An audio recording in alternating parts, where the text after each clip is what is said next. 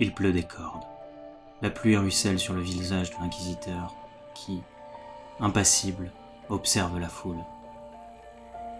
Depuis son promontoire, il tente de décrypter chaque émotion, chaque réaction. Peur, incompréhension, haine. Certains prient, d'autres haranguent. Tous assistent à cette torture, à la destruction de cette hérésie. Santarcus a beau être un véritable joyau du Venexian Sector, elle n'en reste pas moins dangereuse. Et ce n'est pas cette tentative d'assassinat qui rassurera l'inquisiteur Hiroska. Depuis qu'il a été dépêché par sa hiérarchie, il n'a eu de cesse de chercher les traces du chaos dans les ruelles de la cité. Et au final, ce sont elles qui l'ont trouvé. 2 jours plus tôt, alors qu'il accompagnait le gouverneur de Santarcus dans une visite des chantiers de construction de la ville, ce dernier fut la cible d'une tentative d'assassinat. Berné par la folie qui caractérise le chaos, un cultiste tenta vainement de trancher la gorge du gouverneur. Impuissant face à ses protecteurs d'élite, le cultiste se retrouva maîtrisé, incapable de poursuivre son méfait.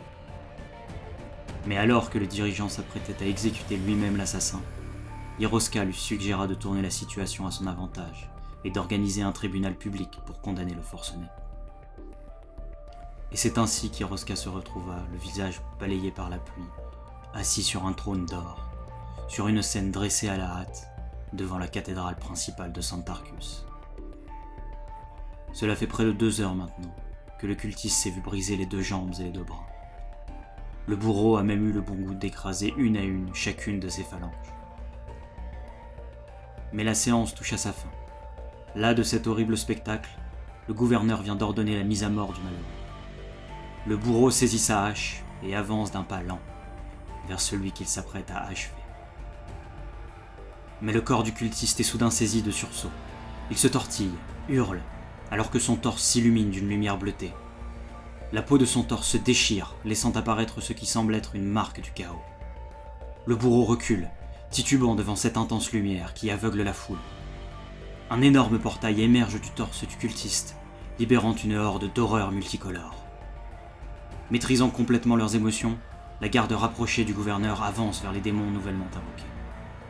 Chacun de leurs tirs fait mouche, déclenchant la séparation de leur cible en 2 plus petites. L'inquisiteur non plus n'est pas en reste.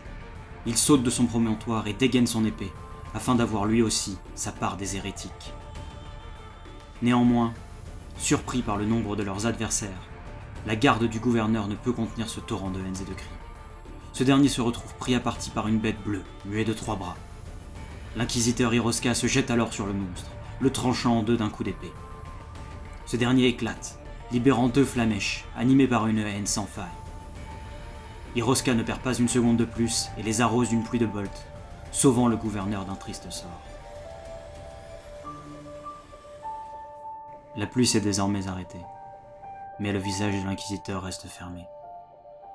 La pluie s'est arrêtée et le portail s'éclot dans un bruit assourdissant.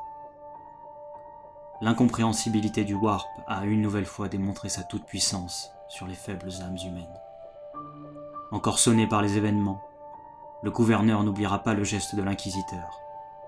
Il lui proposera, si sa hiérarchie accepte, d'assurer officiellement la sécurité de la population et de la nettoyer de toute présence chaotique. Mais ce que ce monde ne perçut que comme une péripétie de sa longue histoire traduisait en réalité d'une menace bien plus grande. Et depuis son royaume, le dieu du changement sourit de voir son plan se dérouler exactement comme il l'espérait.